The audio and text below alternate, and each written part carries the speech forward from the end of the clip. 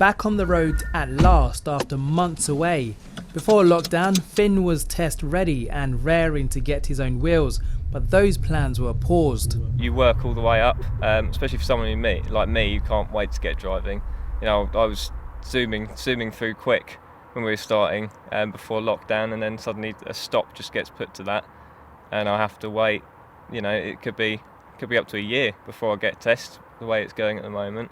And it's frustrating, especially when you've got friends. You know, everyone's excited about beginning to drive and being able to go places and do things. In March, John had to stop his lessons to prevent the spread of the virus.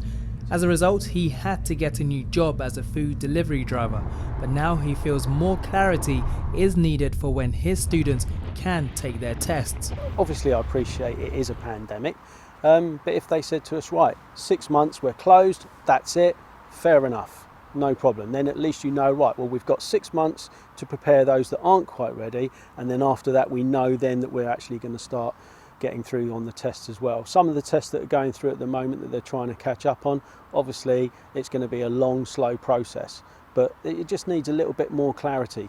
Having a car offers the freedom for people to get to work and to get around in their own time. But during this pandemic, many have had to be forced to cancel their lessons and postpone their tests. And that means more delays for learners like Lente. Despite lessons resuming, it may be some time before many learners can get on the road.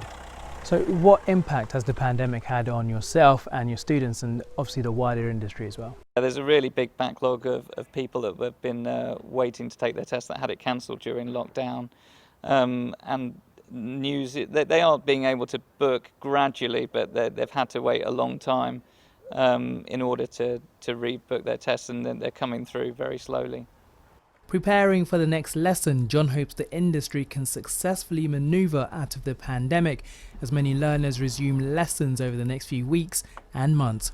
Theo Chikomba, BBC Look East.